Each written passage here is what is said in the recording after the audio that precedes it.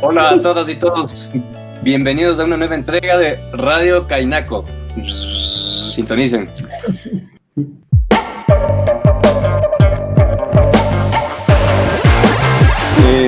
En esta oportunidad tenemos un invitado, Camilo Baroja, que nos va a darnos una entrevista sobre el tema post-punk. Así que, por favor, suscríbanse, denle like y comenten aquí. Aquí ve.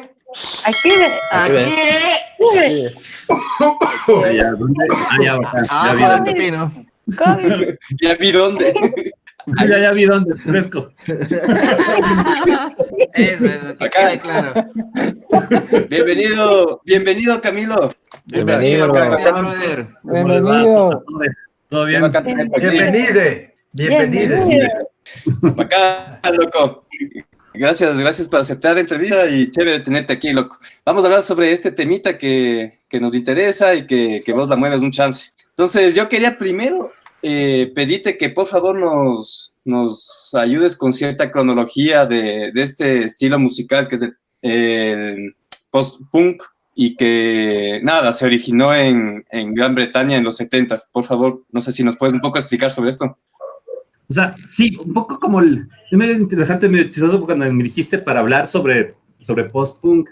Me dije, chuta, pero yo no soy músico. Y decía, me ponía a pensar que antes, cuando entré al conservatorio, me sangraban las manos cuando empecé a tocar Merceditas y ese tipo de cosas. Entonces, no cacho nada de música, pero, o sea, de tocar algún instrumento, pero básicamente sí ha habido géneros que me han de alguna otra forma conmovido, y entre estos fue el post-punk, cuando empecé a escucharlo, sí. O sea, la forma de entender la música y la vida de la gente que hacía post-punk siempre me enganchó bastante, entonces dije... Y el post-punk y las zambas, ¿no? Con Merceditas. El post-punk y el reggaetón, en realidad. Perdón, que no es mentira, es cierto. Pero bueno, la cosa es que me empiezo yo a cachar un poco de qué se trata el post-punk. Y claro, su nombre ya dice mucho, ¿no? Entonces, cronológicamente hablando, el post-punk es como el derivado pesimista del punk, digamos. Entonces, claro, cuando tú cachas, el punk comienza en 1974, 1975, básicamente en dos polos, ¿no? En dos puntos como centrales en el mapa musical del mundo, que era Nueva York, cuando estaba toda la movida, la explosión del punk, el CBGB,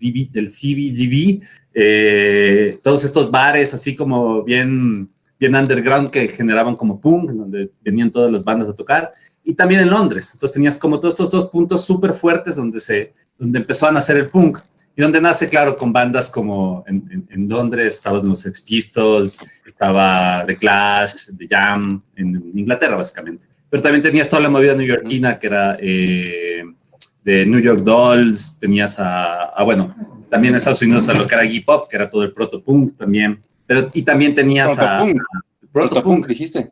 Ajá, es otro estilo. Ajá, exactamente todo el anterior al punk, era el proto-punk, que era todo lo que... Tal vez al principio hacía Iggy Pop, pero que después ya Iggy Pop lo consideramos más punk que otra cosa. Pero era proto-punk, en serio se llamaba así. Y de ahí, la huevada es que era como una necesidad en el punk de ser directos. Y era una necesidad política súper fuerte que tenía el punk.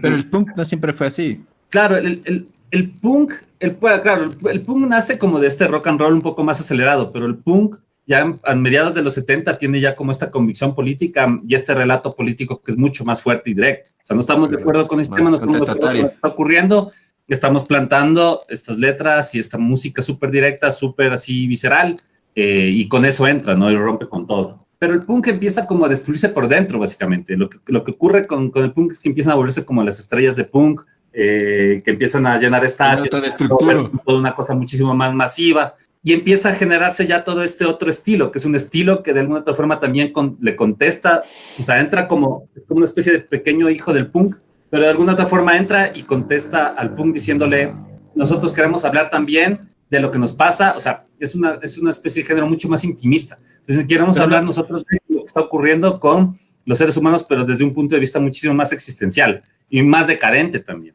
Yo cuando alguna vez quise entender la diferencia entre el post-punk y el punk, Bueno, le pregunté a un pana que le gusta bastante el género del post-punk, y a la final lo que entendí es que la manera de producir es la misma, pero en realidad, o sea, en el sonido, o sea, auditivamente es cosas bastante diferentes, ¿no? Hay bastantes sintetizadores, es más depresivo, como algo creo que tú mencionaste, ¿no? Eso es bastante interesante. Pero la manera de producir, de hacer las cosas era del punk, ¿no? O sea, de do it yourself. Exacto, porque esta cuestión de hazlo tú mismo también se mueve un poco en el post-punk, porque también hay bandas que son contra sistema igual, pero la forma, claro, como la sonoridad es diferente, porque el post-punk ya mete sonoridades, mete teclados que en el punk no habían. Más electrónico, ¿no?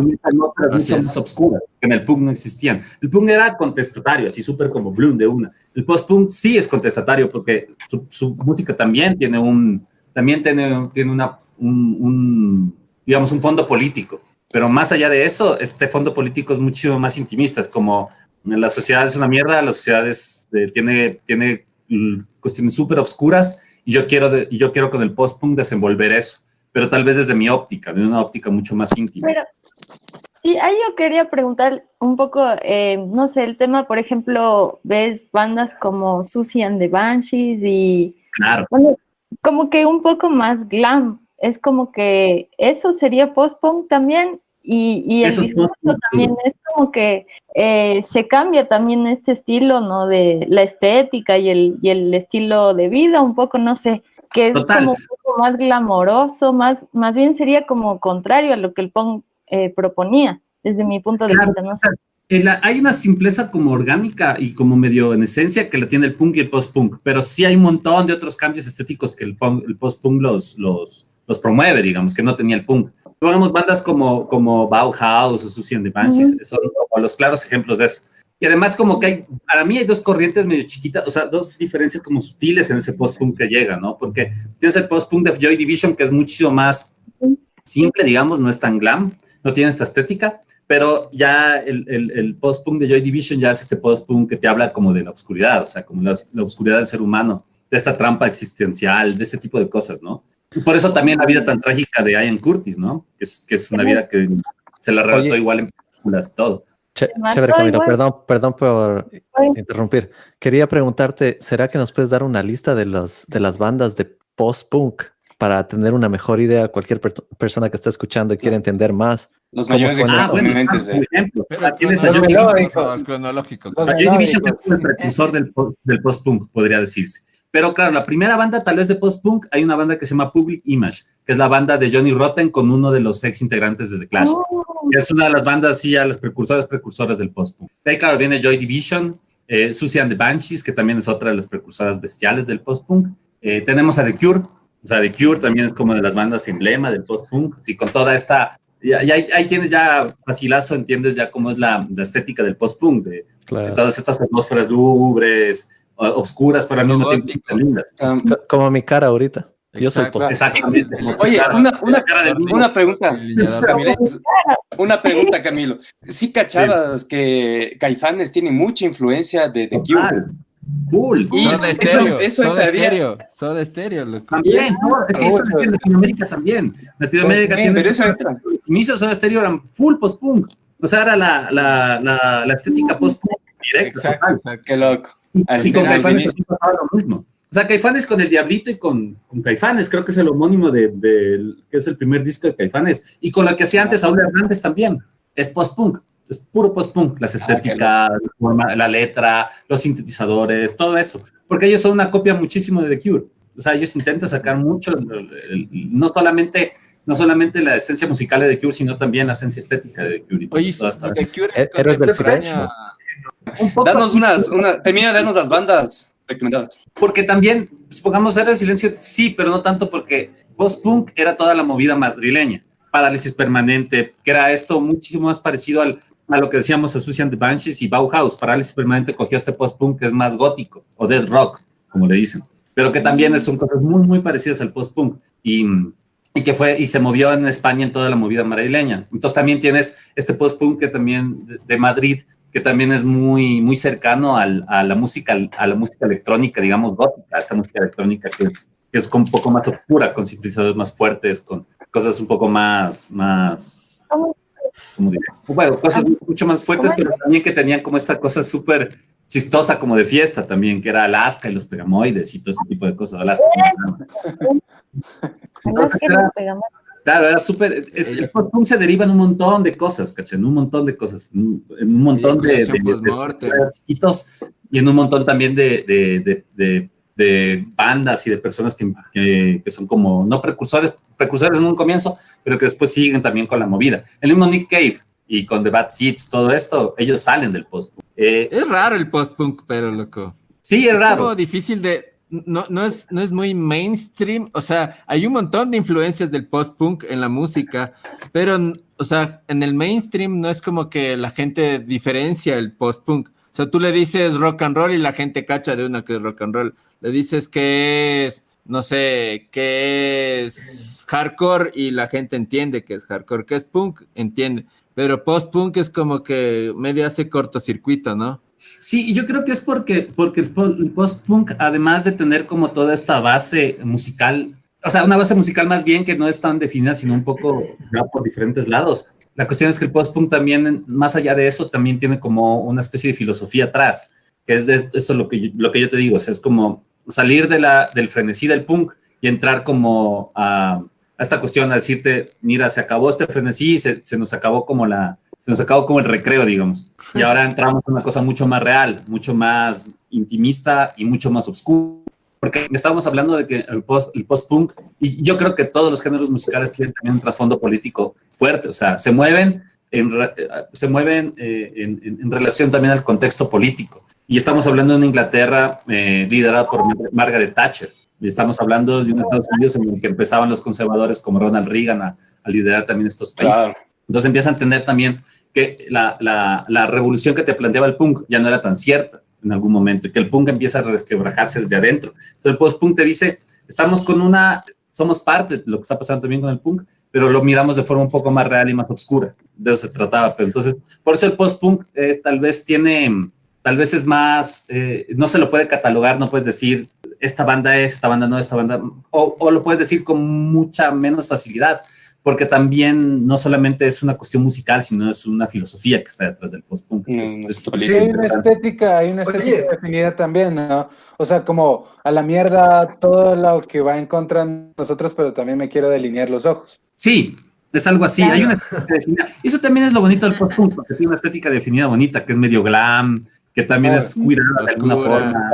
Habla Javier, di algo Javier para que te vean. Hola.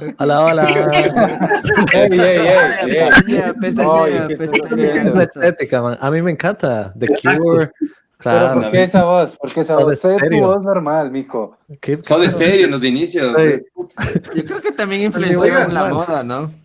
Es que hablando un poco más de esta nota, perdón, solo para dar como conclusión a la idea de antes. Por ejemplo, esto del post-punk me suena a mí, tipo de Depeche Mode tiene su onda post-punk, que es una nota súper masiva, bien grande, que ha llegado a masas y tiene su sonido característico. Y también At the Drive-In, no sé si le suena. Después hicieron Mars Volta, que es algo mucho más reciente, con otro sonido totalmente distinto, pero aún así. Es que ahí viene también. Sí. Tal vez el tema de The Driving más que de Mars Volta. Mars Volta ya llega a tener unas notas, o sea, a mi modo de ver, Mars Volta empieza a tener ese como más progresivo. Empieza a tener como los destiempos, las cosas de Mars Volta. The Driving es full post-punk, en eso sí, de ley. Pero claro, a The Driving también responde a toda la nueva, digamos, camada o la nueva entrada del post-punk revival, que es como recoger todo lo que había pasado con Joy Division a comienzos de los 2000 y generar también otro nuevo movimiento musical, que era este post-punk revival. Y los mayores ejemplos es Interpol y The Strokes, que son como los mayores ejemplos del post-punk revival, que son bandotas. Claro que ya son un poco más comerciales y se metieron ya como en el tema más comercialón. The Strokes con su primer disco movía masa, hacía conciertos en estadios sin problema alguno, pero también eran muy buenas bandas. Entonces, el Britpop también está influenciado por el post-punk. Totalmente, porque además del Britpop sale Blur, que Blur es una banda que estuvo muy influenciada por otra banda que era post-punk, que se llamaba My Bloody Valentine, que es una banda maravillosa. Es más, sacaron en los... Gorilas, ¿no? La última revisión, claro, la última revisión de los mejores 500 discos de la Rolling Stone. Entre los 100 mejores o 50 mejores está el primer disco de My Bloody Valentine. Escuchen, si no han escuchado, es una banda maravillosa. Bacán. Y es un género que... ¿Cómo es que se llama? My Bloody Valentine. Ajá, My Bloody Valentine. Tienes que retroceder el video, HC. Que se llama... Eso, y comenten. Y darle like. Y suscríbanse. Y por favor, Bimbo, habla sobre la cerveza. También. Un corto comercial ahorita, un corto comercial. Lo que les iba a decir es que lo mejor que va con su buena banda de post-punk y saben dónde está, el mejor pub cervecero del Valle de los Chillos, TBB, el bar oficial de este podcast.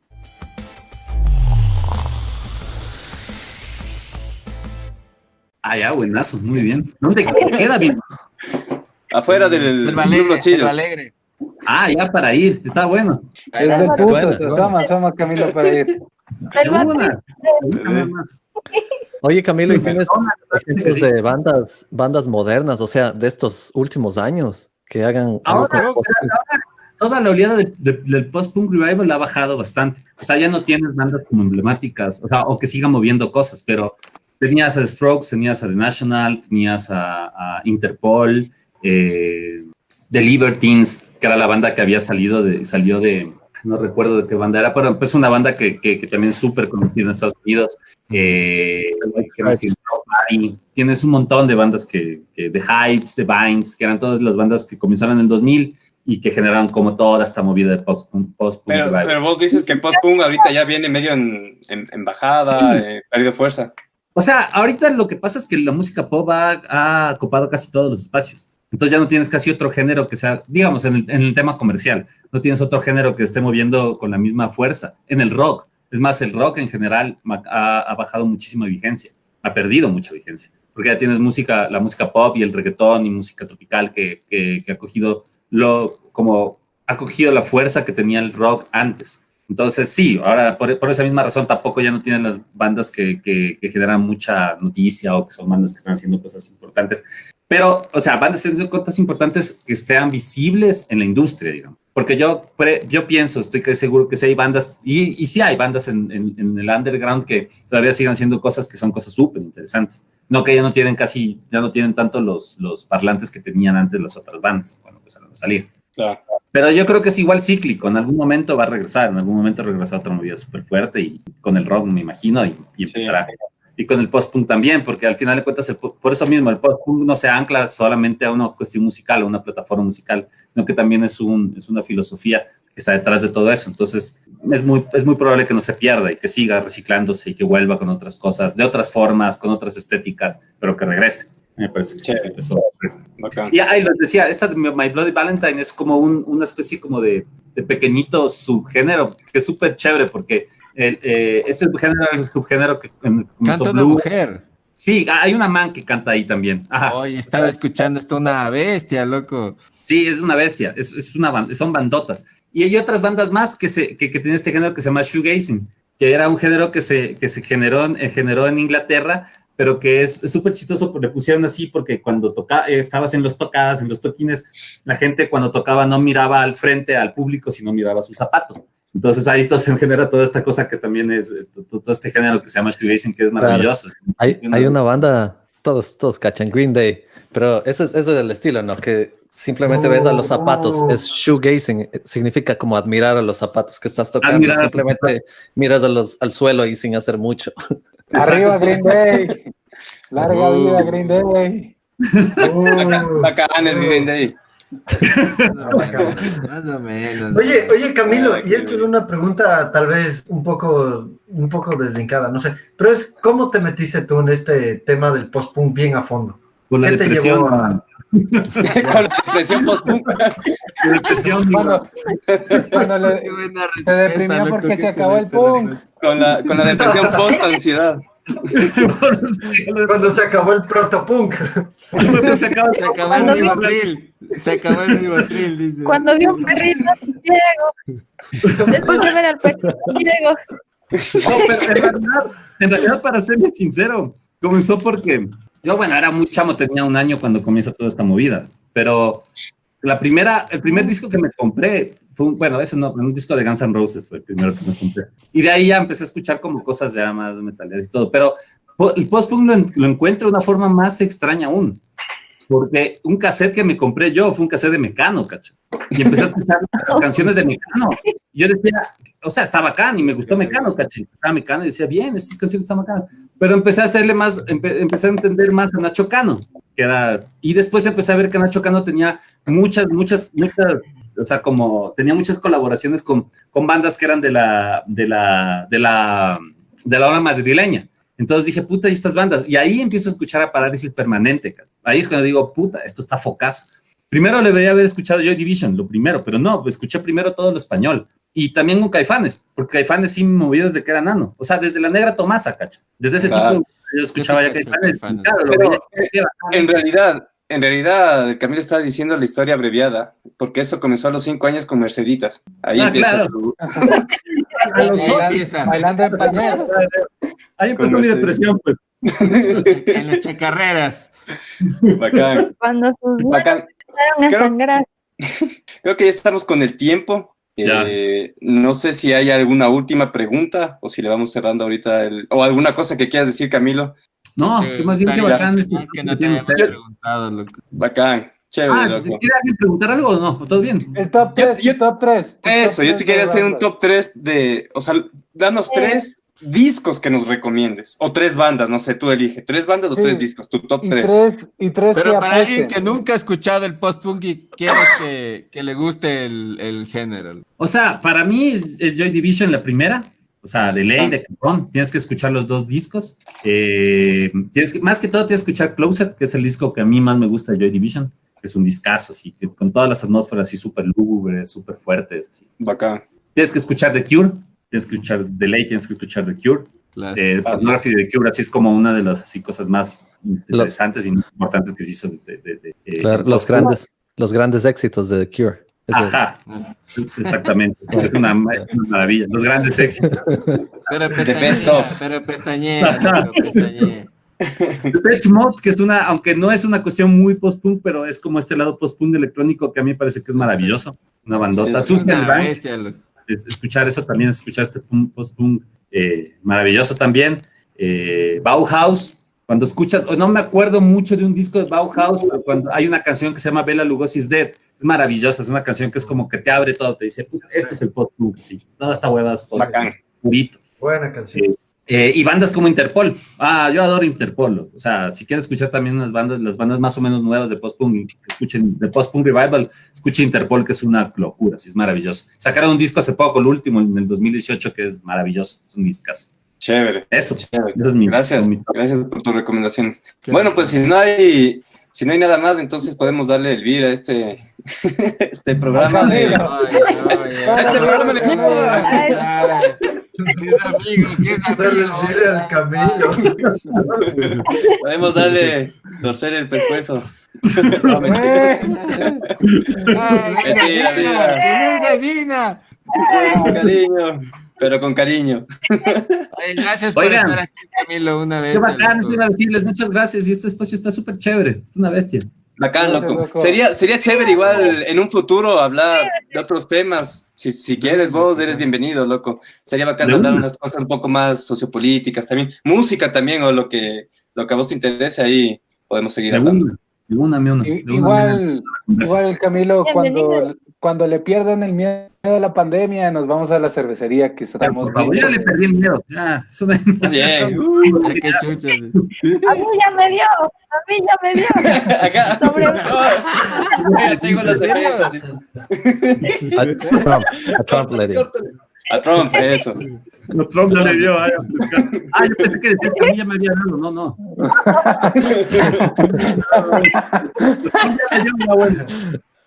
Bacán. Chévere, Camilo, muchas gracias. Entonces. No se olviden de suscribirse a Kibe. Aquí ve. Gracias, Camilo. Una bestia. Vaya bien. Loco. Hasta una próxima. Nos vemos, loco. Gracias. Ole. Espera.